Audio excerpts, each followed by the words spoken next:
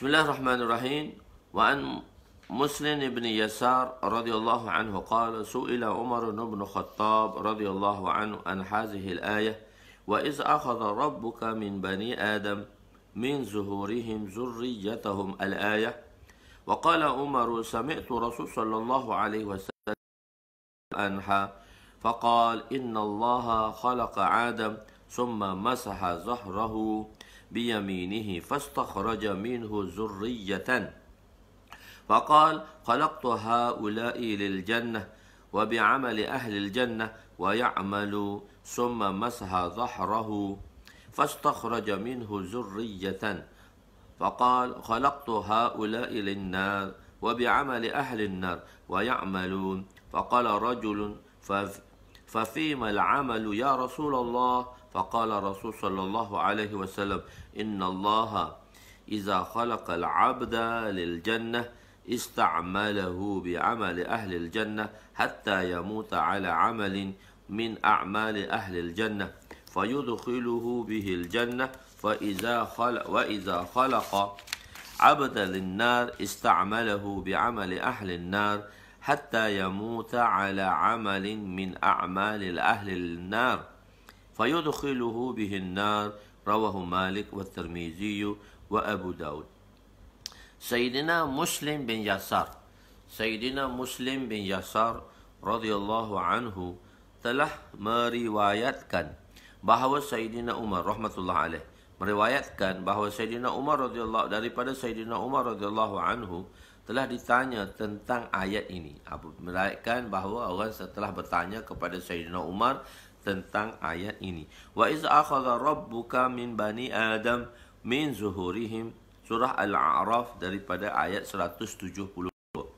Dan ingatlah wahai Muhammad ketika Tuhanmu mengeluarkan zuriat dan anak-anak Adam, yakni turun-temurunnya daripada tulang sulbi, yakni tulang belakang mereka, surah Al-A'raf.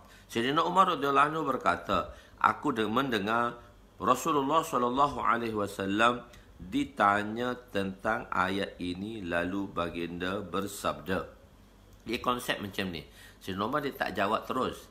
Apabila pertanyaan itu ditanyakan kepada baginda sallallahu alaihi wasallam kepada beliau, maka beliau akan menyatakan apa yang beliau dengar daripada Nabi sallallahu alaihi wasallam. Beliau akan ceritakan apa sebab tujuan orang bertanya, tujuan tabi'in bertanya kepada Sayyidina Umar ialah nak beritahu, nak supaya dia memberi jawapan.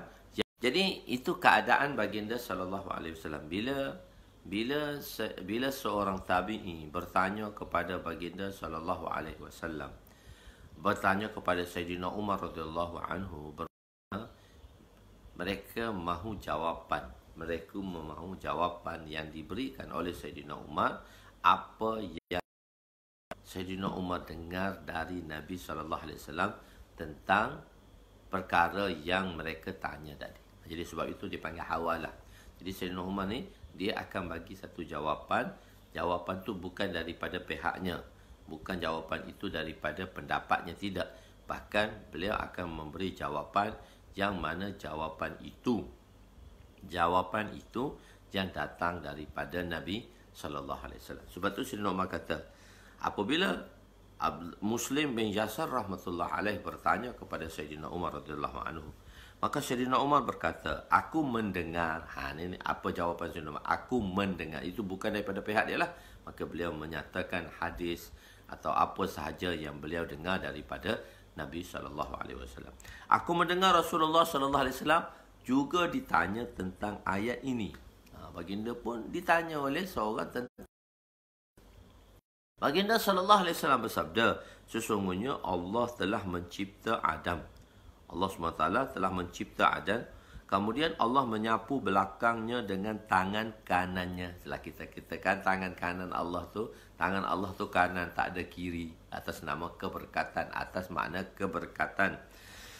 Untuk keluarkan daripadanya zuriat Adam. Lalu Allah berfirman, aku mencipta mereka. Bila zuriat pertama, bila disapu, dia ada banyak situasi dalam hadis ini. Bila disapu kali pertama, zurriyatan, keluarlah. Nakira, zurriyatan ni tanwin, dia keluar dengan bentuk nakira. Maksudnya, yang pertama, keluar yang pertama, iaitu menyapu dan keluarlah daripadanya zuriatnya. Keluarlah daripada zuriat, lalu Allah berfirman, aku mencipta mereka itu untuk syurga dan mereka akan beramal dengan amalan-amalan syurga. Golongan pertama, zuriat pertama, Allah kata aku cipta haula'i lil jannah. Aku cipta mereka untuk syurga dan mereka akan beramal dengan amalan-amalan syurga. Allahu Akbar. Aku mencipta mereka dan kemudian lalu Allah menyapu belakang Nabi Adam dan keluarlah yang kedua daripada zuriatnya. Lalu Allah Subhanahu Wa Taala berfirman, aku mencipta mereka untuk neraka. Mereka akan beramal dengan amalan-amalan neraka. Seorang lelaki telah berkata, yakni seorang sahabat telah bertanya, 342, muka surat 342 dah ni. Seorang lelaki telah berkata, yakni sahabat telah bertanya, oleh itu mengapa kita perlu beramal ya Rasulullah? Tak perlulah kita beramal sebab syurga neraka dah tetap dah. Maka Rasulullah SAW menjawab, sesungguhnya Allah apabila dia mencipta hamba-Nya untuk syurga, maka dia akan memudahkan hamba itu melakukan amalan ahli syurga sehingga dia mati dalam keadaan melakukan satu amalan daripada amalan-amalan ahli syurga. Lalu Allah memasukkannya ke dalam syurga. Dan apabila Allah mencipta seorang hamba untuk neraka, maka dia akan menjadikan hamba itu untuk melakukan amalan ahli neraka sehingga dia, yakni hamba tadi, mati dalam keadaan melakukan satu amalan daripada amalan-amalan ahli neraka. Lalu Allah memasukkannya ke dalam neraka. Ini kita paling takut. Sebab kita tak tahu ending kita dan sebab kita tak tahu mana kesudahan kita. Manusia terbahagi kepada 4 golongan. Lahir dalam Islam, mati dalam Islam. Lahir dalam kafir, mati dalam Islam. Alhamdulillah. Yang paling takut, yang ketiga, lahir dalam kafir, mati pun dalam kafir. Yang paling kita takut, yang keempat tu, lahir dalam Islam, wa'yazubillah, mati dalam kekufuran. Sebab itu iman itu bukan di tangan kita. Iman itu ialah bila Allah kekalkan iman di dalam hati kita, dan iman itu apabila Allah Subhanahu Wa Taala khatimahkan kita di dalam diri kita. Jadi sebab itu nama iman itu di antara takut dan harap. Jadi ada 2 golongan yang mana Allah Subhanahu Wa Taala bila telah sapu di belakang Adam, keluar zuriat Adam. Zuriat pertama Allah kata aku cipta dia untuk syurga dan dia akan dengan amalan ahli syurga sehingga aku masukkan dia ke dalam syurga. Zuriat kedua, kesemua mereka ahli neraka dan mereka beramal dengan amalan neraka dan sehingga mereka dimasukkan ke dalam neraka. Keluarlah daripadanya zuriat. Ada yang menyatakan di dunia dan ada yang menyatakannya di syurga. Jadi bila Adam AS dijadikan, maka Allah sapu belakang Adam AS, maka keluar zuriat. Banyak dalam riwayat berbeza, nanti kita akan jelaskannya. Ini salah satunya zurriyatan, keluar. Zurriyatan tu dia bentuk nakira, dan nakira ni maksudnya kalau disebut kali kedua zurriyatan juga. Jadi yang pertama lain, yang kedua lain. Yang pertama ahli syurga, yang kedua ahli neraka. Kita tak tahu dalam sapuan manakah kita berada di dalamnya. Jika di dunia ini ada pendapat mengatakan di Wadi Nu'man. Jadi bila Allah buat kat dunia ni, Allah sapu belakang Adam AS, iaitu di Wadi Nu'man dekat dengan Arafah. Di situ zuriat dikumpulkan. Arafah, ada pendapat mengatakan di sebuah tempat di Mekah dan Taif. Ni tu kalau di dunia lah, kalau di syurga lain pula. Dan ada juga pendapat mengatakan di Sri Lanka. Ni pendapat mengatakan bilakah Allah SWT telah kumpulkan zuriat-zuriat Adam ini. Iaitu di mana Adam AS diturunkan daripada syurga. Menyapu dengan tangan. So kita telah faham konsep yang diterjemahkan oleh mutaakhirin ialah mutakaddimin, hanya Allah saja yang tahu. Macam mana? Allah saja yang tahu. Tapi mutaakhirin berpendapat banyak keadaan. Di sini banyak pentafsirannya yang telah dijelaskan oleh mereka di kalangan ahli sunnah yang bermazhab, yang mereka yang mutaakhirin, ulama-ulama terkemudian tadi. Satunya ialah perintah Allah Ta'ala perintahkan malaikat untuk sapu belakang Adam. Pendapat yang lain, Allah Ta'ala telah tawajuh kepada Adam. Macam mana kan? Kita tawajuh lah. Kita bagi penumpuan dan tawajuh, pak, benda tu terjadi. Itu perintah Allah. Itu yang dikatakan oleh ulama-ulama mutaakhirin. Sebahagian keluar, maknanya zurriyatan ni, dia tak keluar semua. Sekali keluar, zurriyatan. Zurriyatan dia bentuk nakira, dia bentuk umum. Maknanya sekumpulan pertama keluar. Kumpulan pertama keluar. Sebab kumpulan pertama dan kumpulan kedua berbeza. Allah katakan bahawa aku ciptakannya untuk syurga. Kumpulan pertama, zuriat pertama ni keluar untuk syurga je. Hadis ini terlalu berat kerana kita tidak mengetahui dari golongan manakah kita diciptakan. Hadis ni memang hadis menakutkan. Sebab apa? Kita tidak tahu dari mana datangnya pendapat-pendapat ini. Ini daripada hadis-hadis lah. Cuma saya kumpulkan terus pendapat tersebut. Saya tak reasonkan mana datangnya, reason mana datangnya, saya tak buat. Saya cuma kumpulkan pendapat ini terus sebagaimana. Jadi sebab tu saya nak ringkaskan. Saya tak perlu cari dalil dan sebagainya di situ. Dari mana pendapat ini? Ini pendapat daripada ulama-ulama lah. Sepatutnya dia ada hawalah lah. Sebab orang sekarang ni, mana ni, cakap mana ni, begitu. Ini pendapat-pendapat yang dikeluarkan di dalam perbahasan. Di dalam hadis ini, dalam kitab-kitab yang lain lah. Begitu. Kan? Jadi amalan, jadi pendapat ni bukan pendapat saya lah. Saya ambil ini daripada pendapat-pendapat ulama. Okey. Jadi hadis ini, sapuan kali kedua zurriyah disebut dalam bentuk nakirah kata nama am, iaitu zuriat-zuriat yang lain. Yakni bukan zuriat yang pertama. Jadi zuriat yang pertama keluar, zuriat kedua keluar. Allahu Akbar. Amalan ialah illah. Amalan adalah sebab untuk kita masuk ke syurga. Tetapi bukan sebab hakiki, telah kita jelaskan. Cuma sebab majazi, iaitu untuk kita mendapat keredaan Allah dengan apa yang Allah SWT telah perintahkan dan mukallafkan kita terhadapnya. Sebab hakiki kita masuk syurga rahmat Allah, fadlullah, kasih sayang Allah. Yakni rahmat Allah. Kemuskilan bagi kita, kita tidak mengetahui dengan amalan apakah kita akan berakhir, sama ada amalan syurga atau amalan ahli neraka.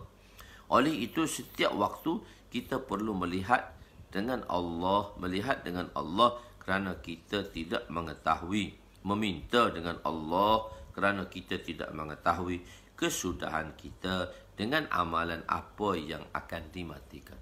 Allahumma inna warzuqna, Allahumma inna. Moga Allah Subhanahu Wa Taala waktu tu khatamkan kita, khatimahkan kita. Allahumma khtim alaina bihusnil khatimah wa la takhtim alaina bisu'il khatimah. Semoga Allah Subhanahu Wa Taala khatamkan kehidupan kita dengan husnul khatimah, iaitu sebaik-baik penyudah.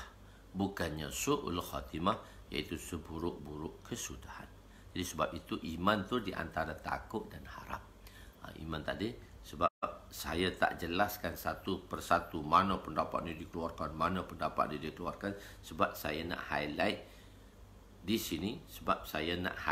sini, bahawa iman itu adalah satu perkara yang amat besar dan perlu kita berusaha untuk mendapatkannya, dan perlu kita takut dengan amalan-amalan yang kita lakukan, tapi kita mengharapkan keredaannya. Dan sambungan sedikit lagi hadisnya. Di sini saya tidak tajuk sebab dia lebih kurang sahaja dengan hadis yang sebelumnya. So saya tak tajukkan dalam hadis ini. Okey.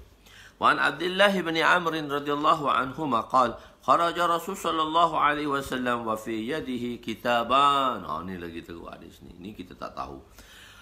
فقال أتدروا ما هذان الكتابان قلنا لا يا رسول الله إلا أن نخبرنا.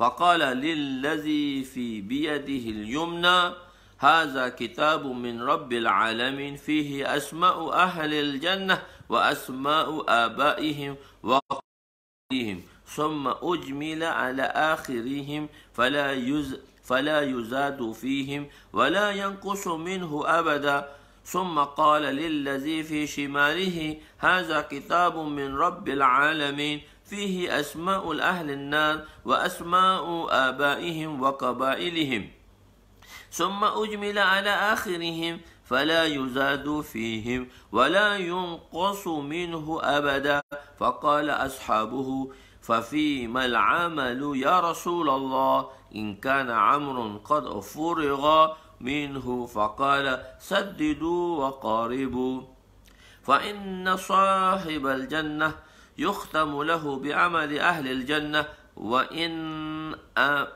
عمل أي عمل وإن صاحب النار يختم له بعمل أهل النار وإن عمل أي عمل ثم قال رسول صلى الله عليه وسلم بيده فنبذهما ثم قال فرغ ربكم من العباد فريق في الجنة وفريق في السعير رواه الترمذي.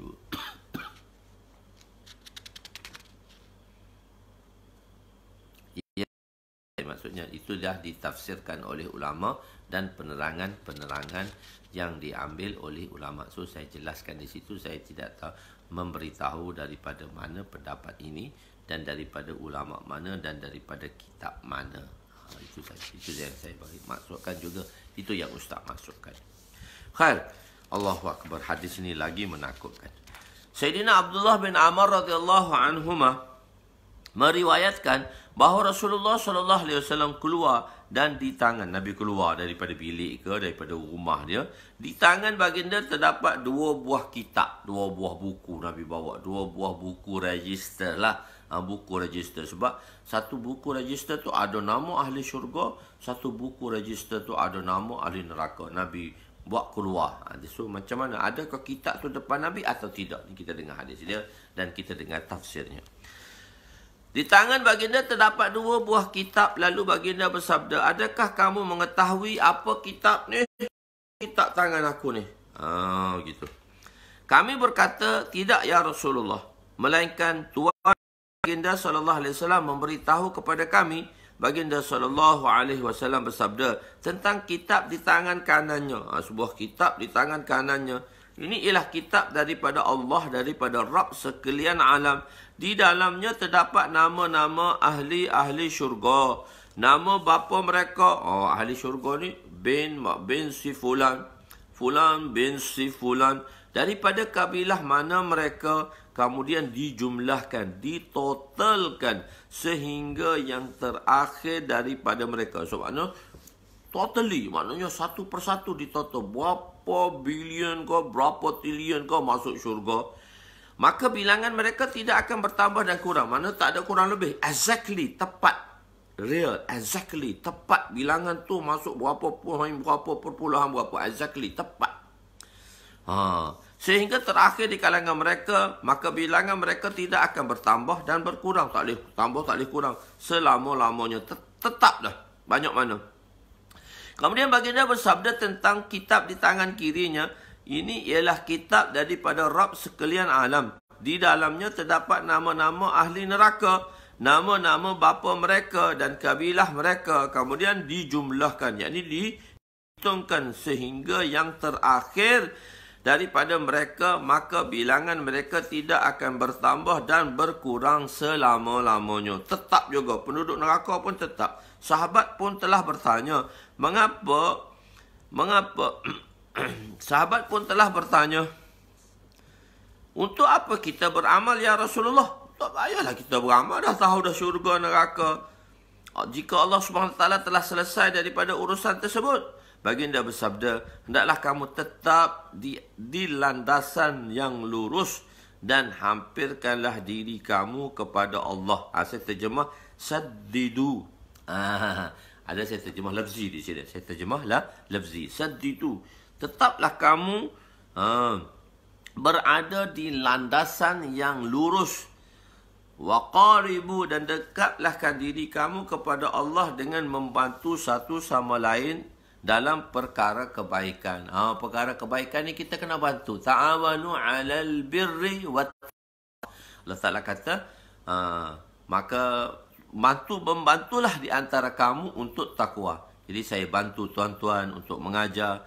Masya Allah tuan-tuan bantu saya untuk kita menghasilkan amalan-amalan takwa, iaitu apakah perintah Allah dan bagaimana perintah itu kita nak laksanakan, dan apakah larangan Allah, bagaimanakah perintah itu untuk kita jauhkan, terutama dalam diri kita, keluarga kita dan seluruh masyarakat. Ya. Jadi di sini ialah maknanya untuk kebaikan kita kena bantu satu sama lain. Sesungguhnya ahli syurga akan dihabiskan kehidupannya dengan amalan-amalan syurga. Ahli syurga ni hidup dengan amalan syurga. Tetapi dalam hadis yang lain, perlu takut juga. Ada amalan satu orang tu buat sampai nak masuk syurga. Tetapi maknanya jangan kita beriktimad. Jangan kita yakin sangat dengan amalan kita. Tapi kita takut dengan amalan kita. Tapi kita kena yakin dan beriktimad kepada rahmat Allah. Itu dia ada dua-dua. Dia ada konsep tadi. Kan kita dalam hadis lain tu ada orang buat amalan sampai nak masuk syurga satu hasta, satu jengkal lagi dah. Tapi dia beramal dengan amalan neraka. Maksudnya jangan confident sangat. Maksudnya jangan confident dengan amal kita. Jangan kita buat, kita kena confident dengan amalan kita buat betul. Maksud confident dengan sebab ni aku masuk syurga. Tak. Dengan rahmat Allah aku masuk syurga. Biarlah Allah ibadat ni ke atas diriku.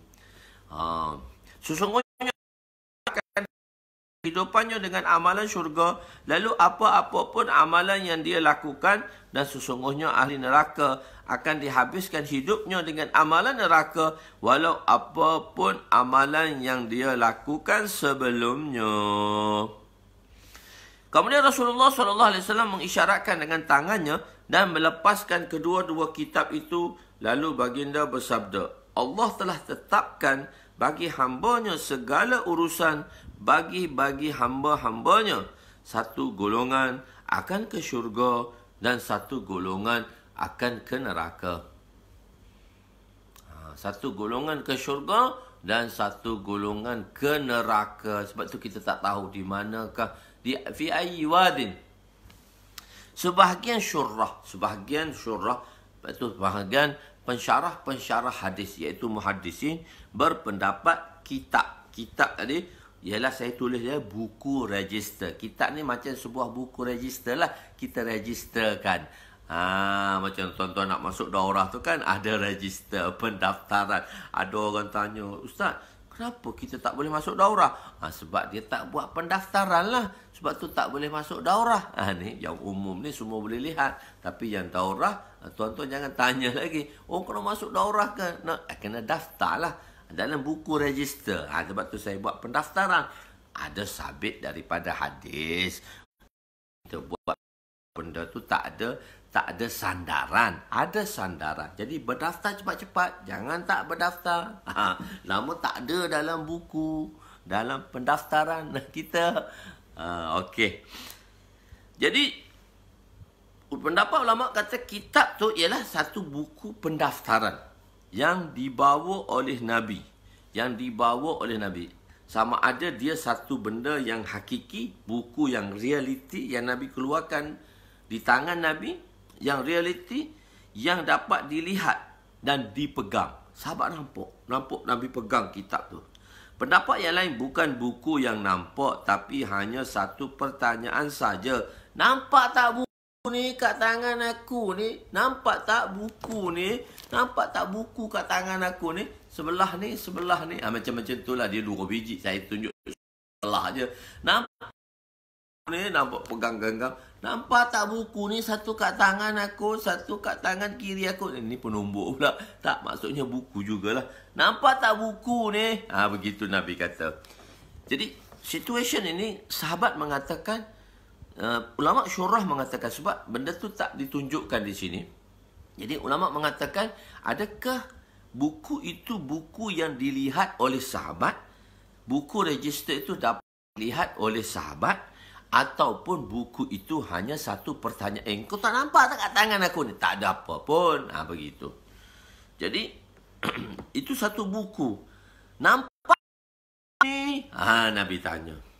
Daripada kitab, dan Nabi kata yang sebelah kanan daripada Rab, iaitu seumpama buku register seperti buku register pekedar yang mencatat bilangan stok barangan dan jumlahnya. Tahu semua. Dalam buku tu, dalam buku register tu, stok dia berapa semua ada kan. Kita pergi kat tu, stok ada ke, tak ada ke, stok dah habis ke. Detail.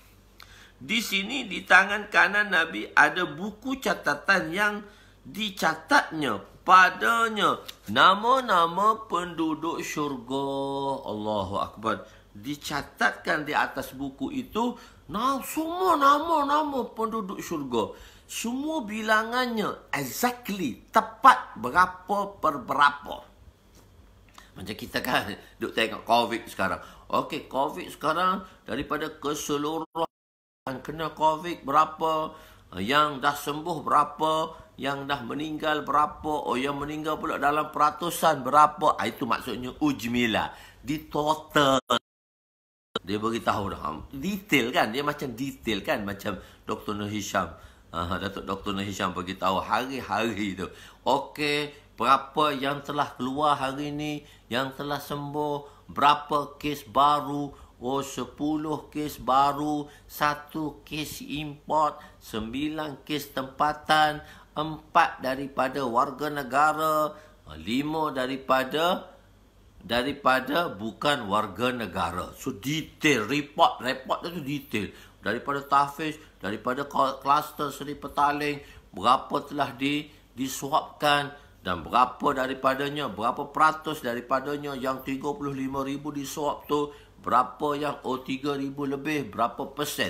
So total satu persatu. Jadi penduduk-penduduk syurga, di buku penduduk-penduduk syurga ialah dalam buku yang dicatatkan.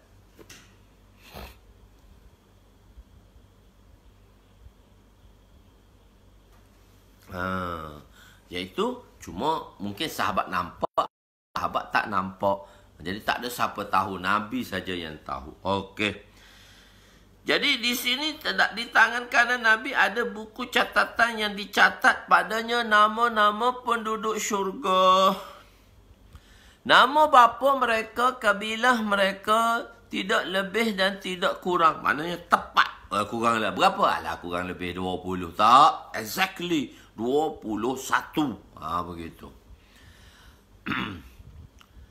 Bagi catatan yang sama, tepat. Begitu juga catatan yang sama untuk penduduk neraka pada tangan kiri baginda. Pada tangan kiri baginda pun juga nama penduduk-penduduk neraka. Nabi tak baca je. Kalau baca, habislah kita.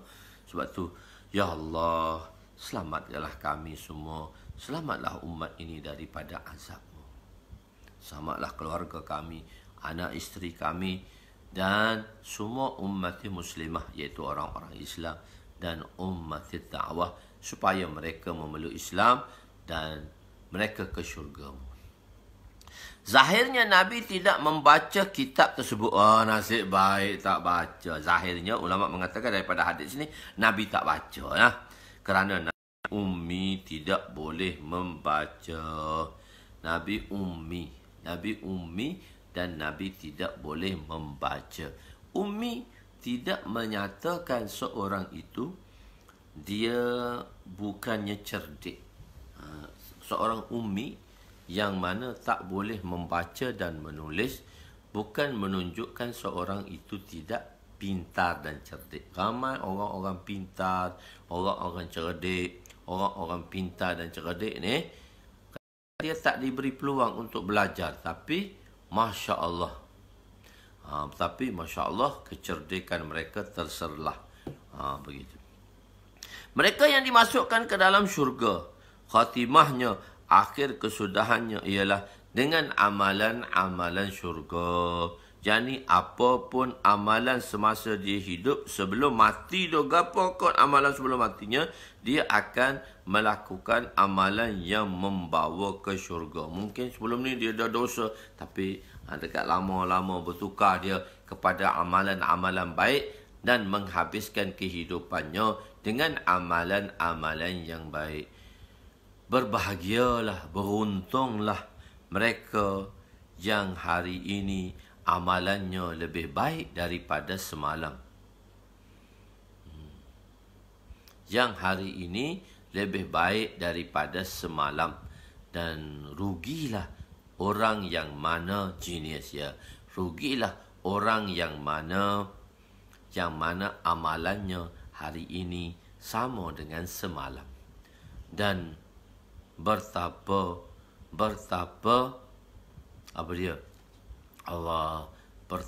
amat rugilah atau bahayanya seorang yang amalannya hari ini lebih buruk daripada semalam. Lebih buruk daripada semalam. Sebab tu kita kena tambahkan amalannya. Mereka yang dimasukkan ke dalam syurga, maka kami mengisyaratkan. Kemudian Nabi mengisyaratkan dengan tangan baginda melepaskan buku tersebut, dan baginda bawa buku tersebut dan bersabda bahawa buku tersebut telah diambil oleh malaikat. Kata Syekh kami, Syekh Ihsan Hafizahullah, ustaz kepada pengarang, jika Nabi baca buku tersebut, ustaz kami kata masa dia mengajar tu, jika Nabi baca buku tersebut, maka kita juga akan mengetahui. Akan tetapi Allah Ta'ala telah bermuamalah ghaib dengan insan, bermuamalah dengan insan secara muamalah ghaib. Allah tak sebut dan Allah tak bagi tahu. Nasib baik, syukur. Allahu Akbar. Allah menyatakan tempat bagi setiap orang itu kepada kita. Allah nyatakan setiap orang ada tempat dia. Satu golongan akan ke syurga dan golongan yang lain akan ke neraka. Hadis ini menolak pendapat Jabariyah di sisi manusia. Penolak Jabariyah. Maksudnya Jabariyah kata syurga kita ni ialah Jabariyah. Jabariyah kita ni remote control, ikutlah Allah nak bawa kita ke mana. Tak, kita ada usaha. Sebab itu kita ada usaha. Nabi kata saddidu. Di situ saya tak terangkan makna saddidu. Saddidu ni teruslah berada di atas jalan yang lurus. So saya kata itu pendapat Jabariyah. So saya tak berdetailkan lagi di situ. Saya tinggalkan jumlah di situ. Sebab penerangannya akan berada di tempat yang lain. Tapi tak apa, saya terangkan di sini. Saddidu. Saddidu ni di akhir ni Nabi kata teruskanlah. Teruskanlah. Maknanya saddidu. Teruskanlah kamu beramal. Saddidu wa qaribu. Ataupun makna kedua saddidu, buat sebanyak-banyaknya. Buat macam mana diperintah saddidu. Betul-betul. Kena buat betul-betul. Tadi saddidu kita terjemah tadi jalan yang lurus. Tapi sekarang kita kata buat betul-betul. Macam mana ni amalan ni? Nabi kata buat betul-betul. Wa qaribu. Kalau tak boleh pun, sikit pun tak apalah. Kalau tak boleh, menghampiri perkara yang betul. Dan kalau tak boleh juga, kurang-kurangnya, buatlah yang amalan-amalan yang baik. Itu kena ada usaha. Di sini manusia ada 3 zaman. Di sisi Allah hanya ada 1 zaman, iaitu zamanul hal. Pengetahuan manusia terhad. Manusia tidak dapat mengingati kesemua zaman yang telah berlaku, walaupun perkara tersebut telah berlaku kepada dirinya. Sedangkan pengetahuan Allah tiada batasnya. Ulang balik. Semua perkara manusia adalah ketetapan. Semua perbuatan manusia adalah ketetapan di dalam ilmunya. Tak ada siapa tahu. Wa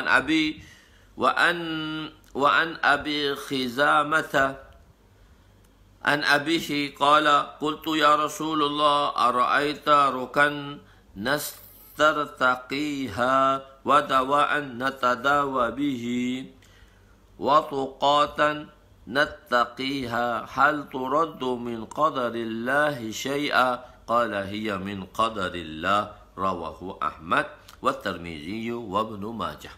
Sayyid Hadrat Abu Khazamah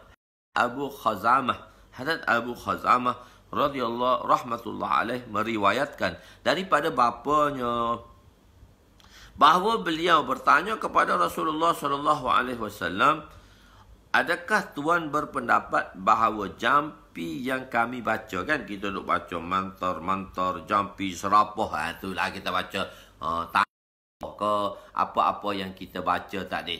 Apa-apa yang kita baca, ya Allah selamatkanlah, jangan putus lagi ya Allah. Okey. Apakah tuan berpendapat bahawa jampi yang kita bacakan, ubat yang kami berubat dengannya, perisai yang kami gunakan dapat mengubah takdir? Ada tak benda ni boleh ubah takdir? Dia ingat kau boleh ubah takdir. Itu usaha, bentuk usaha. Kasib. Bukan boleh ubah takdir. Khalik itu Allah. Khalik kepada af'al itu Allah. Kita kasib. Jadi pertanyaan tu, boleh tak ubah? Ada tak dia boleh ubah takdir? Nabi kata, ianya juga daripada takdir. Hak apa membuat tu pun daripada apa yang Allah telah tetapkan dan Allah tuliskan untuk kamu. Begitu. Hadis riwayat Imam Ahmad, Imam Tirmizi dan Imam Ibnu Majah. Semua penggunaan asbab, semua sebab-sebab. Dia ada dua. Satu sebab amal. Satu sebab amal. Dan satu lagi sebab asbab lah, sebab yang kita usahakan, iaitu asbab zahiri asbab. Satu amal asbab. Asal asbab ialah amal. Zahiri itu bukan asbab. Asbab hakiki yang boleh mendatangkan kejayaan ialah amal. Sebab itu kita bukan tak boleh usaha sebab. Bukan kita tidak boleh mencari sebab. Tapi kita hendak dahulukan asbab hakiki, iaitu amal. Jadi dua. Asbab zahiri dan asbab maknawi. Asbab maknawi pun boleh. Asbab batini pun boleh. Iaitu amalan kebaikan. Satu sebab zahir ni. Usaha yang kita jalankan. Jadi dua asbab. Allah Ta'ala ni musabbibul asbab, yang mencipta semua sebab-sebab ni. Cuma Nabi ajar pada kita, pertama sekali kita mesti berusaha kepada sebab hakiki, sebab yang batin, sebab-sebab yang batin yang boleh menolong kita. Di samping itu, kita berusahalah kepada asbab-asbab dunia. Manusia memahami amalan dunia itulah, usaha atas dunia itulah sebab. Usaha atas dunia itulah sebab. Dan manusia tidak memahami amal itulah sebab yang sebenar. Untuk cari rezeki. Manusia kata mesti bekerja. Manusia kata mesti bekerja. Mesti berusaha baru dapat rezeki. Tapi kita melakukan amalan asbab. Asal asbab ialah amalan. Maka kita hendaklah lakukan amalan sebelum melakukan sebab-sebab dunia. Sebab-sebab sebelum. Asbab hakiki itulah amalan. Begitu ni perkara sebab, nak beritahu sebab. Sebab hakiki. Bila Muaz bin Jabal radhiyallahu anhu nak berniaga, nak pergi berniaga, Nabi kata, usahalah asbab. Kita ingat usaha asbab tu niaga. Tapi sebelum kamu pergi berniaga, usahalah asbab. Asbab-asbab rohani. Asbab-asbab yang boleh mendatangkan rezeki. وَمَنْ يَتَّقِ اللَّهَ يَجْعَلْ لَهُ مَخْرَجًا وَيَرْزُقْهُ مِنْ حَيْثُ لَا يَحْتَسِبُ. Siapa bertakwa, Allah akan bagi rezeki. Siapa baca surah Al-Waqi'ah, Allah bagi rezeki. Allah tak papakan dia. Waqi'ah pagi petang. Tuan-tuan baca Waqi'ah insya-Allah pagi petang dengan ihtisab dan yakin. Dengan ihtisab dan yakin dan ihtisab, insya-Allah rezeki mencurah-curah. Baca surah Waqi'ah tu. Pagi sekali, malam sekali. Ini asbab-asbab hakiki. Asbab-asbab amal yang menarik rahmat Allah. Dengan sedikit amalan sahaja, maka Allah SWT akan bagi rezeki. وَلَا تُزْهِبْ طَلَبِي إِلَى شَيْءٍ صَرَّفْتَهُ عَنِّي. Kan doa yang Nabi ajar kepada Sayyidina Ali. Sayyidina Ali ni, dia sibuk dengan amalan-amalan agama. Sayyidina Ali ni, dia sibuk dengan berkhidmat kepada agama. Tak tempat nak bekerja. Sikit saja masa nak bekerja. Dan Sayyidina Ali kata, ya Rasulullah, ajarlah doa pada saya. Nabi ajar 5 perkara. Allahumma ufir lahu. Allahumma ufir li zambi. Allahumma ufir lana zunubana. Allahumma ufir li zunubi. Ya Allah, ampunilah dosaku. Wa wasi'li khuluqi. Maka perelokkanlah akhlakku. Wa tayyib li kasabi. Dan baikkanlah, halalkanlah pencarianku. Wa tayyib li ni halalkanlah. Wa tayyib li, baikkanlah pencarianku. Maksudnya halalkan pencarianku. Wa qanni'ni bima razaqtani. Ya Allah, cukupilah dengan aku dengan apa yang kamu anugerahkan padaku, apa yang kamu kurniakan padaku. Yang kelima, ajib. Wala tuzhib talabi ila syai'in sarraftahu anni. Ya Allah, jangan kau tujukan aku kepada tempat yang bukan dia menjadi milikku, yang telah dipesongkan daripadaku. Satu ketika saya ajar doa ni, kita share. Amal ni kita nak bagi tahu asbab-asbab amal. Jadi saya pun baca doa ni. Mula-mula ketika. Lepas tu orang tu kata, kau asyik baca doa ni je. Asyik baca doa ni je. Masa tu baru lepas kahwin. So saya ajar doa. Mak mentua, pak mentua ajar doa ni. So pak mentua, dia niat nak pergi tengok tanah yang dia baru beli. So pergi. Lepas tu sebelum sampai kat tanah tu, dia pergi tempat lain. Mak mentua kata, kenapa pergi tempat lain ni? Kan kita nak pergi tempat lain. Ni kenapa pergi tempat lain? Bila sampai tempat tu, Masya Allah, ada satu orang, dia tanam pokok pisang menjebelah dengan tanah kita orang. So pisang dia telah masuk dalam tanah kita. Masa tu dia tengah tebang satu pisang, satu tandang tu dia tebang pokok pisang kebatu, orang panggil dia. Pisang kebatu, orang Kelantan panggil pisang kebatu. Orang luar panggil pisang abu. Pisang abu.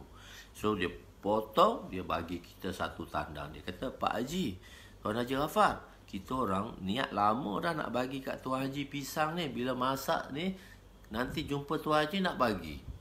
So hari ni alhamdulillah rezeki Tuan Haji datang kat sini. Kawan tu duduk tengah tebang pokok.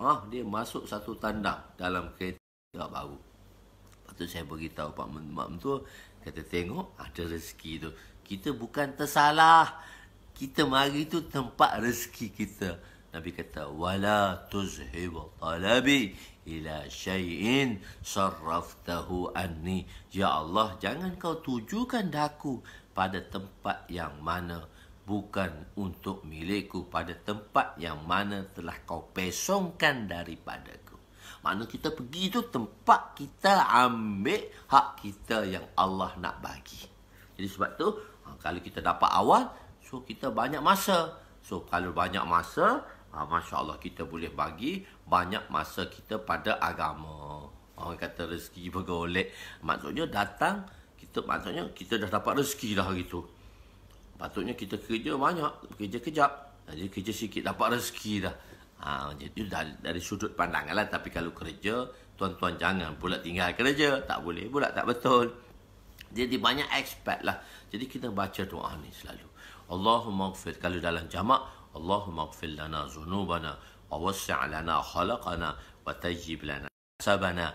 Wa kanni'na bima razaqtana. Wa la tuzhib talabana ila syai'in sarraftahu anni. Saya akan selalu baca doa ni masa habis kuliah. Saya tiap-tiap hari kita habis kuliah, saya mesti baca doa ni.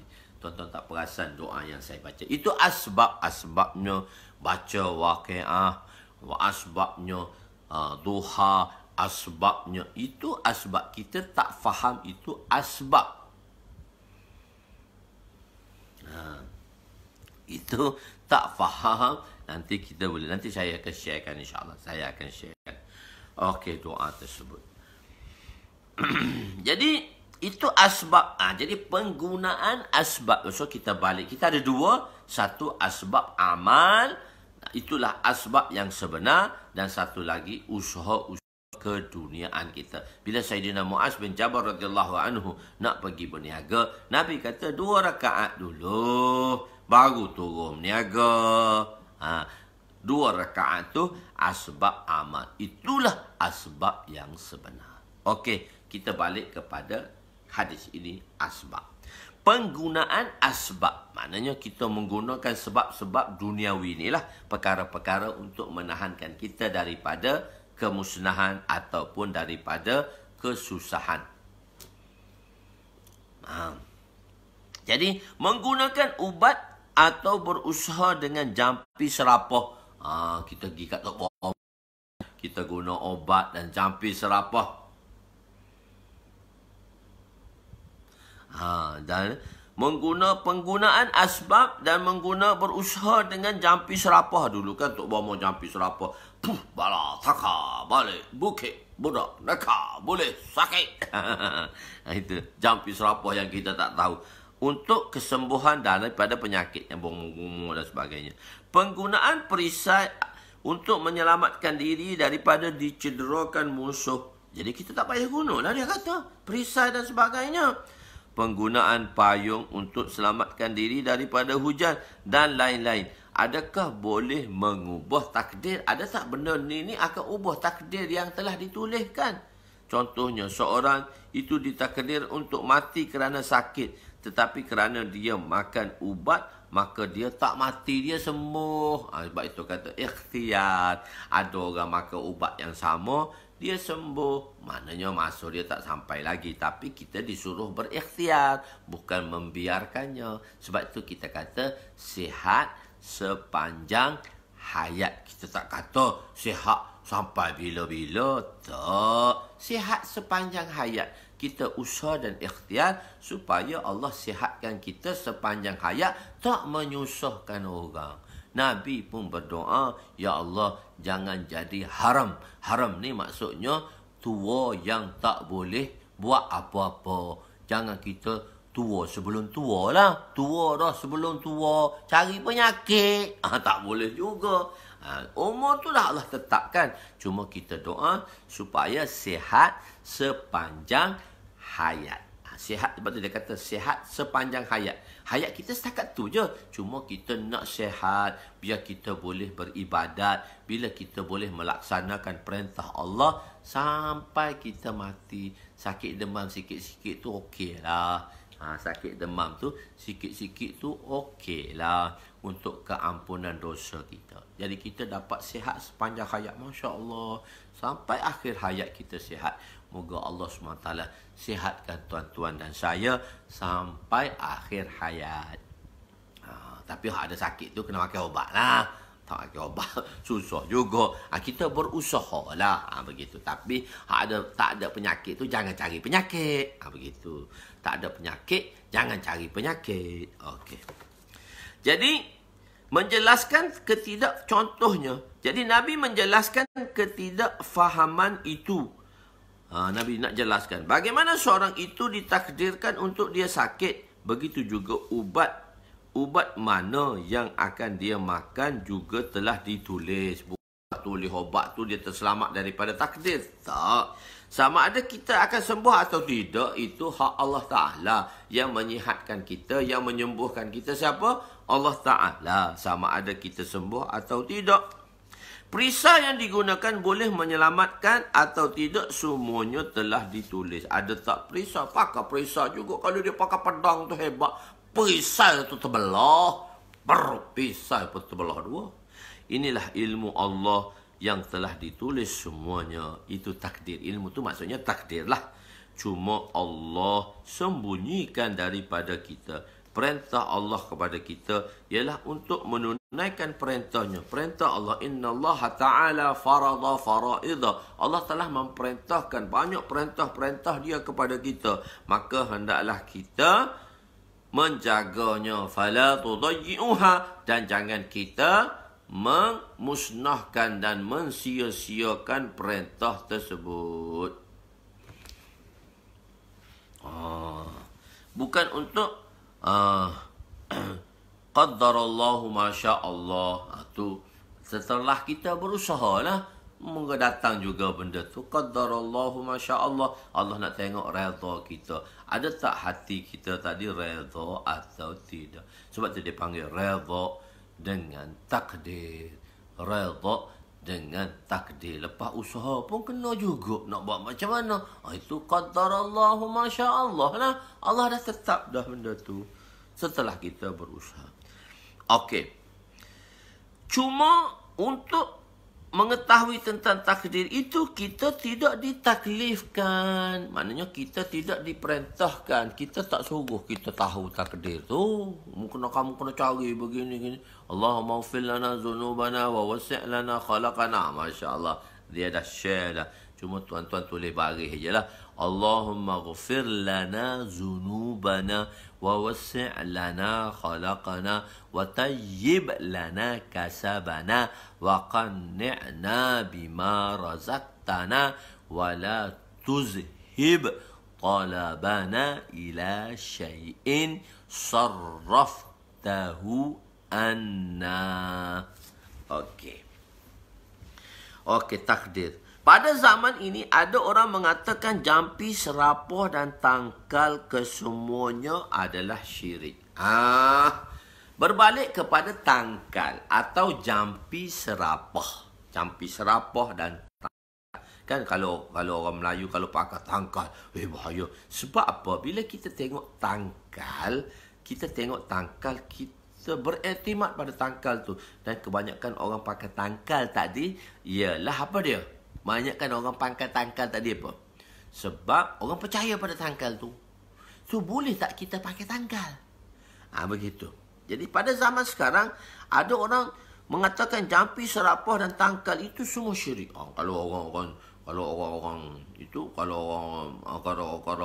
yang banyak membida'ahkan orang ni, dia kata syirik ni tangkal. Mana boleh Nabi tak suruh? Oleh demikian, keputusan yang betulnya, sahihnya, jika tangkal dan jampi serapah itu dengan nama Allah dan tidak menganggapnya mu'assir bizzat. Okey. Satu-satu benda dia ada efek dia. Dia panggil mu'assir bizzat. Benda tu zatnya boleh mengesankan orang. Boleh memberi efek pada seorang. Jadi, kita boleh guna tangkal ni. Azimat ni, kalau orang Melayu panggil azimat lah. Orang Pakistan selalu pakai azimat-azimat ni, tangkal-tangkal ni. Tapi tangkal tadi mestilah dengan nama-nama yang baik. Mestilah ayat-ayat Al-Quran, mesti mungkin daripada hadis-hadis Nabi ke, atau doa-doa yang baik. Jangan yang tak tahu menahu, yang tak munasabah, ataupun perkataan-perkataan syirik tadi. Benda-benda tu tak boleh pakai. Tapi kalau nama Allah, doa-doa yang baik, so boleh dipakai, tak jadi masalah. Dan satu lagi, jangan kita menganggap dia mu'assir bizzat. Benda ni yang bagi kesan ni, tangkal ni lah yang bagi kesan ni. Aku pakai tangkal ni sebab tu takluk tak mati. Tak, kita usaha saja. Kita usaha saja. Bukannya sebab tangkal tadi, tidak. Kita tidak menganggapnya mu'assir bizzat. Perkara itu semata-mata memberi kesan. Bahkan jika Allah kendaki, Allah akan bagi kesan. Dan jika Allah tidak kendaki, maka dia tidak akan terkesan. Oleh itu, penggunaan jampi dan tangkal itu dibolehkan. Jika seorang itu menganggap perkara itu mu'assir bizzat, menganggap perkara itu mu'assir bizzat dan ayat-ayat yang digunakan selain daripada nama Allah, maka ia tidak dibenarkan, bahkan syirik. Jadi kita banyak baca doa-doa. Sebab tu kita kata wazifah. Wazifah atau ma'mulat. Amalan-amalan harian yang kita lakukan. Ataupun wazifah-wazifah. Bacaan-bacaan yang tertentu yang kita baca hari-hari. Tuan-tuan jangan tinggal wazifah itu. Larangan membahaskan tentang takdir. Larangan kita bahas tentang takdir. Kenapa kita tahu?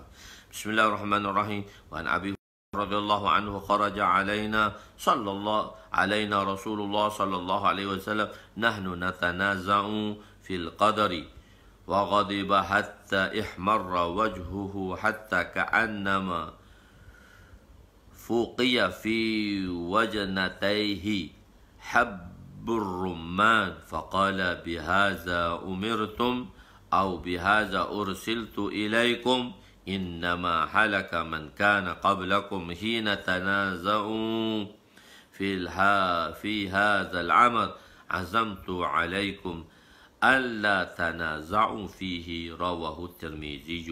Sayyidina Abu Hurairah radhiyallahu anhu berkata bahawa Rasulullah sallallahu alaihi wasallam telah keluar bertemu kami sedang kami berbahas tentang takdir, maka Nabi telah marah sehingga menjadi merah padam wajah baginda seolah-olah dituang perahan delima pada pipi baginda. Lalu baginda bersabda, adakah dengan ini kamu diperintahkan? Oh, masa tu.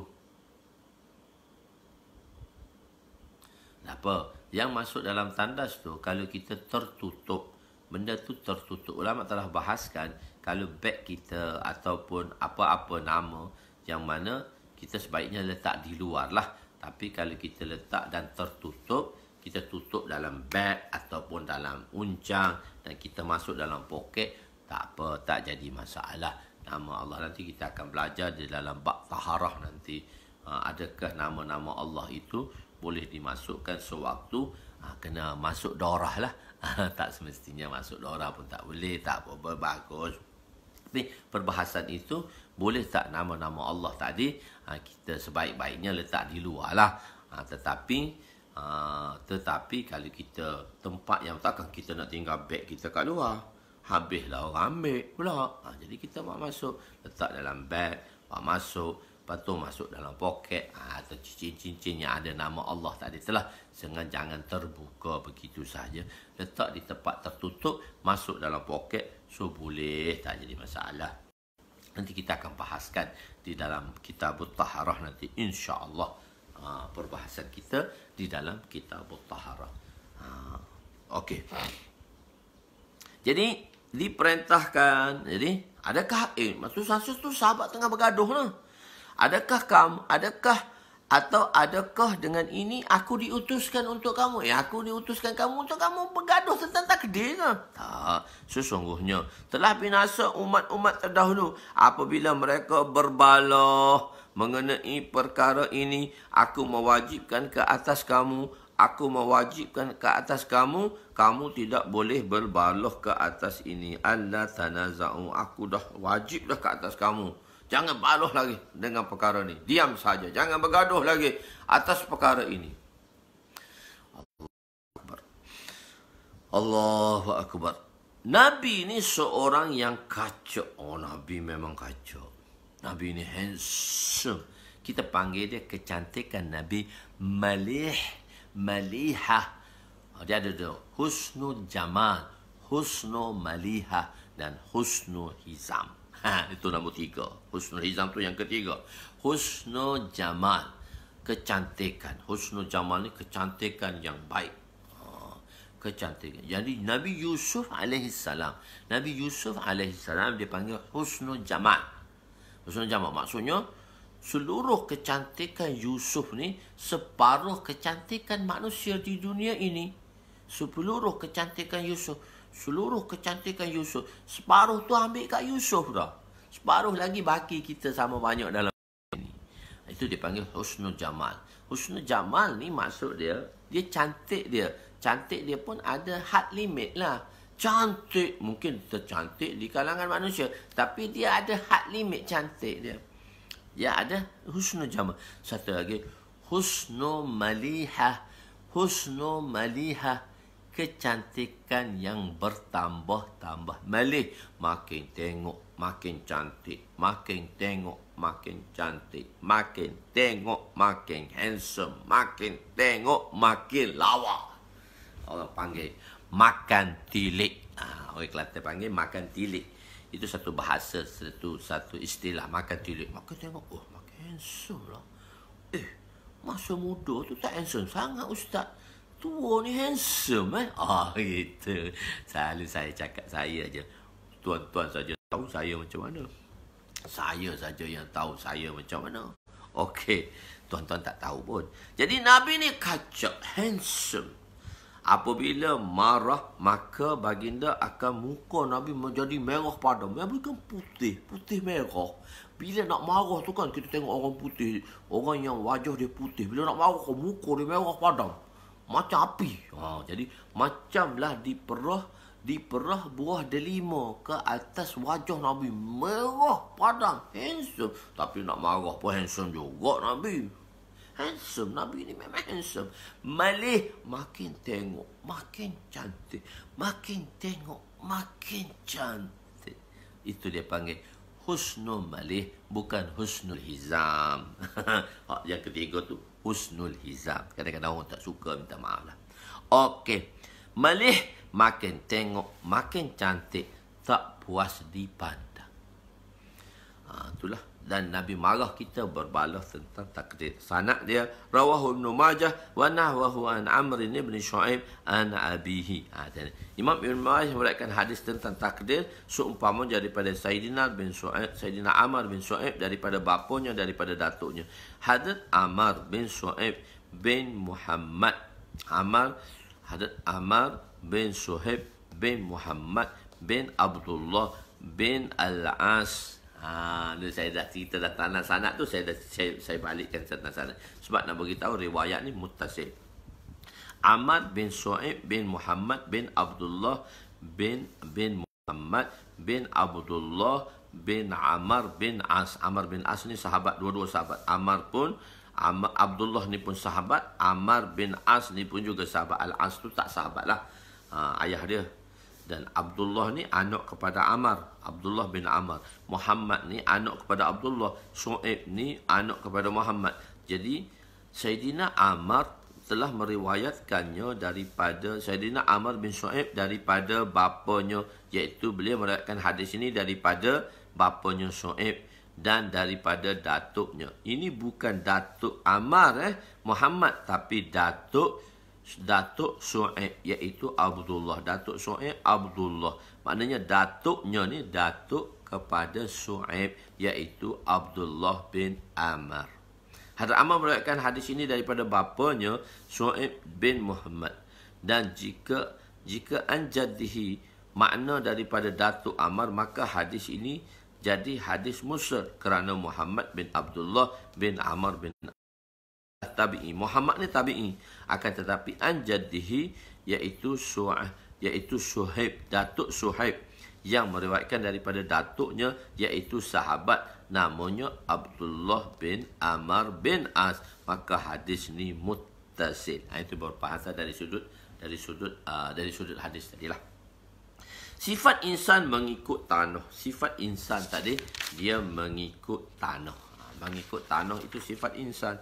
Wa Nabi Musa radhiyallahu anhu qala sami'tu Rasul sallallahu alaihi wasallam yaqulu innallaha khalaqa Adam min qabzatin qabadaha min jami'il ardi faja'a banu Adam ala qadaril ard minhumul ahmaru wal abyadu wal aswadu wa baina zalika wal sahlu wal haznu wal khabisu wat tayyibu rawahu Ahmad wa Tirmizi wa Ibnu Majah. So kita usul kejadian kita daripada tanah. Ada Syazwan tu dia tanya kata, adakah binatang itu daripada udara dan air?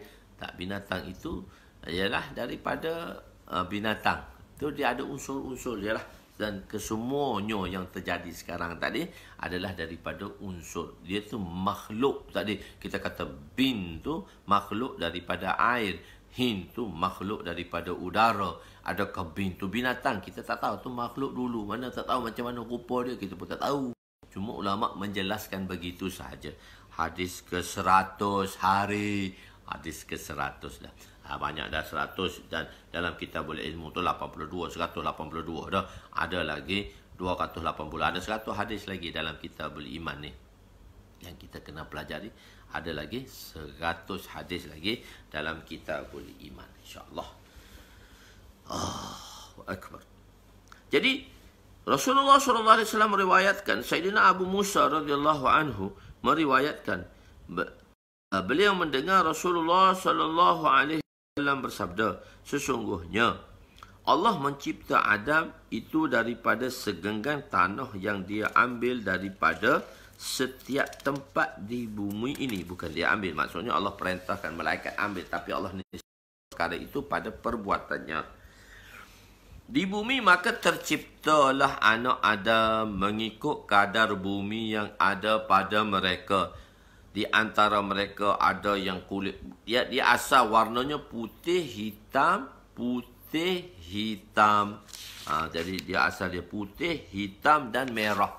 Tanah merah, tanah putih, tanah hitam. Di antara mereka ada kulit merah, ada kulit putih dan hitam. Dan di antara mereka dah bercampur dah, merah campur putih, hitam campur putih. Hitam campur putih jadi kuning, kelabu asap. Hitam campur putih jadi kelabu asap. Putih campur kuning. Dah putih campur kuning dah. Lain dah ke banyak hitam. Kalau hitam itu menawan. Ada di antara mereka lembut. Tanah ni tanah lembut, tanah gambut, tanah lembut. Ada tanah ni keras, tanah core. Orang panggil tanah core, tanah liat yang keras. Ataupun kasar, tanah kasar je. Ataupun tanah tu buruk dia, busuk tanah tu. Bau busuk lah duk rendam air. Tanah dia busuk dan air dan tanah yang baik. Keterangan dalam tafsir dinyatakan bahawa Allah malaikat untuk mengambil tanah. Mula sekali Allah perintahkan Jibril untuk ambil tanah kat bumi ni. Allah perintahkan Miyazawa, Syazwan. Calo, okey. Jadi untuk tanah tu Allah Taala Jibril kan besar, ambil tanah kat bumi ni satu cekup saja cukup je semua tanah. Begitu semua tanah diambil satu cukup saja. Suruh Jibril.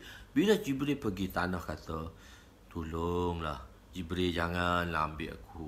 Kenapa kau tak bagi? Janganlah ambil aku. Nanti tanah ni akan buat manusia. Dan daripada manusia ni akan timbulnya mereka-mereka yang engkar pada Allah. Tolonglah Jibril, janganlah ambil daripada aku. Dengan sebab aku ni lah, maka engkarnya manusia kepada satu makhluk yang akan dicipta daripada aku ni, engkarnya pada Allah. Semua makhluk Allah, semua kejadian Allah. Selain manusia dan jin tak pernah engkar. Selain daripada manusia dan jin tak pernah engkar. Semua makhluk-makhluk Allah ni tak pernah engkar. Selain daripada manusia dan jin. Dan syaitan tu dia tak terkelawi. Dah terkeluarlah. Syaitanir rajim. Telah direjam dan dilaknat oleh Allah. Dia tetap keluar daripada perbahasan kita. Maksudnya manusia dan jin ni. Okey. Jadi mula sekali Allah perintahkan Jibril, tetapi bumi menangis enggan dan merayu kepada malaikat Jibril agar bahagiannya tidak diambil untuk dijadikan Adam. Jibril pula menghadap Allah tanpa mengambil tanah. Tak jadi tanah rayu, tolonglah. Dia kata janganlah. Kemudian Allah perintahkan Mikail perkara sama. Mikail pun berhati lembut, tak boleh. Kemudian Allah utuskan Israfil, peniup sangkakala. Perkara sama berlaku sehinggalah Allah mengutus Israel. Mari kawan ni. Nak nangis lagi? Jaga engkau. Tolonglah. Menangis saja tahu. Jibril ni dia, Israel ni dia mangis. Dia ada pekerja dia. Malaikat maut dia tu bos dia. Israel ni bos dia. Bos duk jaga nak ambil nyawa kau. Maka berlakulah sehingga akhirnya Allah mengutus Israel AS untuk mengambilnya tanah. Walaupun bumi enggan dan merayu kepada Israel, tetapi Israel tetap mengambil tanah tersebut dan membawanya menghadap Allah Subhanahu wa Ta'ala. Tolong bawa kepada Allah. Dari sudut, dari tempat di bumi, daripada setiap tempat di bumi. Kan semua makhluk-makhluk Allah ni makhluk yang taat. Dia selain daripada manusia dan jin. Semua makhluk ni la ya'sunallah ma'amarahum. Allah kata kat malaikat, la ya'sunallah ma'amarahum. Dia tak pernah maksiat. Bumi, langit ni tak pernah maksiat pun, tak pernah tinggal perintah Allah pun. Manusia sahaja dan jin sahaja yang meninggalkan perintah Allah. Sebab itu Allah muamalahkan manusia dan jin tu tempatnya di syurga maupun di neraka. Okey, begitu. Maka satu genggaman sudah besar. Malaikat ni kan besar. Satu genggaman ambil tu sudah pada dah mengumpulkan semua bahagian bumi. Sekali ambil je, tak payah pergi sana sini. Daripada genggaman itulah Allah mencipta Adam. Warna manusia berbeza-beza. Warna asal tanah yang asal. Ada merah dan hitam. Inilah 3 warna asal. Kemudian adalah campuran warna-warna ini. Ada yang sawo matang. Malaysia lah sawo matang. Kadang-kadang orang Malaysia ni, dia suka orang putih. Ada orang dia suka orang hitam. Hitam manis. Begitu. Ada kawan saya. Dia pergi belajar di Sudan. Dia pergi belajar Sudan. Dia sampai kat Sudan. Dia kata, orang Sudan ni tak cantik lah. Hitam semua. Sebab orang Malaysia dia kuning, dia sawo matang. Jadi dia suka orang putih. Dia suka orang warna putih. Orang kulit putih. Oh, putih tu hebat. Semua nak putih. Cik putih, cik putih, cik putih. Semua orang nak putih. Semua nelayan. Semua nak putih je. Biarlah hati kita putih. Walaupun warna kita tak putih. Semua nak putih semua. Allahu Akbar. Allahu Akbar. Jadi, semua nak putih. Dia kata dia sampai kat Sudan. Dia tengok semua orang hitam. Tak cantik. Tak cantik. Hitam. Lepas bulan, ada juga hak cantik. Nampak dah cantik. Sebab tu hitam itu menawan. Sebab tu saya kata kawan saya, Abu Bakar, dia terjadi mufti Tanzania sekarang. Masya Allah. Dia kata, di Tanzania, yang paling hitam tu paling cantik. Makin hitam, makin cantik. Kenapa? Bila pakai mask, baru nampak kilauan mask dia tu. Kilauan mask dia. Shining tu. Orang hitam, kita pakaikan mask, baru nampak mask tu. Kalau orang putih pakai mask, pudar. Tak cantik. Pudar warna dia. Okey. Hitam itu menawan Casio. Itulah mula-mula camping hitam itu menawan. Okey, kita ke mana pula perginya? Warna manusia berbeza-beza. Kemudian campuran warna tadi. Ada yang sawo matang, kuning langsat dan berbagai-bagai lagi. Begitulah juga dengan sifat tanah pun berbeza. Ada tanah lembut, ada tanah keras. Ada yang baik, ada yang tak baik. Ada yang berbatu keras dan berbagai-bagai lagi. Begitulah sifat manusia. Ada yang lembut, ada yang keras, ada yang keras dan ada yang tidak menerima nasihat langsung. Targhib proof. Satu waterproof. Satu waterproof. Waterproof ni maksudnya tak terkesan dengan air. Kalis air. Kalis air. Waterproof. Ada satu orang tu dia targhib proof. Nasihat proof. Maknanya tak boleh terima nasihat tepu. Jangan kita jadi orang yang tak boleh menerima nasihat. Kadang-kadang kita ni bila orang bagi nasihat, muka dia lain selalu. Lain selalu. So kita nak tunjuk orang mana nasihat. Kita terima kasih. Masya Allah. Terima kasih kerana sudi lapangkan masa untuk mengingati saya dan menasihatkan saya.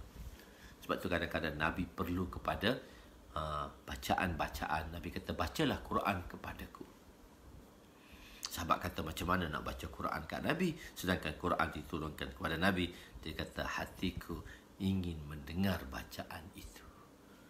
Jadi, kita para ustaz pun ingin, perlu mendapat nasihat daripada tuan-tuan. Begitu. Jadi, begitulah juga sifat insan. Ada yang lembut, ada yang keras dan ada yang tidak menerima nasihat langsung. Ada yang baik dengan sedikit nasihat saja telah berubah menjadi sifat tanah tadi. Itulah asal kejadian manusia. Targhib proof. Asal kejadian manusia. Jadi lembut. Jadi sebenarnya apa kita perlu tahu? Sebab apa kita perlu tahu kelemahan-kelemahan kita? Sebab apabila menghadapi masalah, maka okey, kita apa? Saya pun nak undur dah. Jadi menghadapi masalah, tak apa. Siapa yang nak undur tu, undurlah dulu, tak apa. Biasa orang bekerja, tak apa. Dia tengok last minute sedikit pun tak apa. Jadi itu masalah-masalahnya. Jadi apa yang perlu kita hadapi dan kita lihat pada diri kita. Kita cari kelemahan untuk kita membaiki kelemahan tadi. Apabila kita menghadapi sesuatu masalah, kita tahu mana kelemahan kita dan di situ kita cuba untuk memperbetulkannya balik. Wallahu alam. Yang baik itu daripada Allah, yang kurang itu daripada diri saya. Aku qouli hadza astaghfirullahalazim li wa li walidayya wa li jami'il muslimin wal muslimat walil mu'minina wal mu'minat al ahya'i minhum amwat bi rahmatika ya arhamar rahimin. Insyaallah daurah telah diiklankan untuk daurah yang ketiga. Jadi siapa nak dapatkan kitab, mungkin dia dah bayar. Saya balik hari Isnin ni baru ke Kuala Lumpur, baru saya akan postkan. Tapi seperti biasa je lah, siapa nak mengikuti daurah yang mana dia tak ada jilid kedua dan kitab tak sampai lagi, jadi tak sampai lagi, maka tuan-tuan boleh saya sharekan dengan tuan-tuan macam mana untuk tuan-tuan buat rujukan. Wallahu a'lam. Bismillahirrahmanirrahim. Ya awalal awwalin wa ya akhiral akhirin wa ya zal quwwatil matin wa ya rahimal masakin wa ya arhamar rahimin. Allahumma ighfir lana dhunubana wa wasi' lana khalaqana wa tajib lana kasabana wa kanni'na bima razaqtana wa la tuzhib talabana ila syai'in sarraftahu anna. Wa sallallahu ala sayyidina Muhammadin wa ala alihi wa sahbihi ajma'in. Walhamdulillahirabbil alamin. Insya-Allah kita jumpa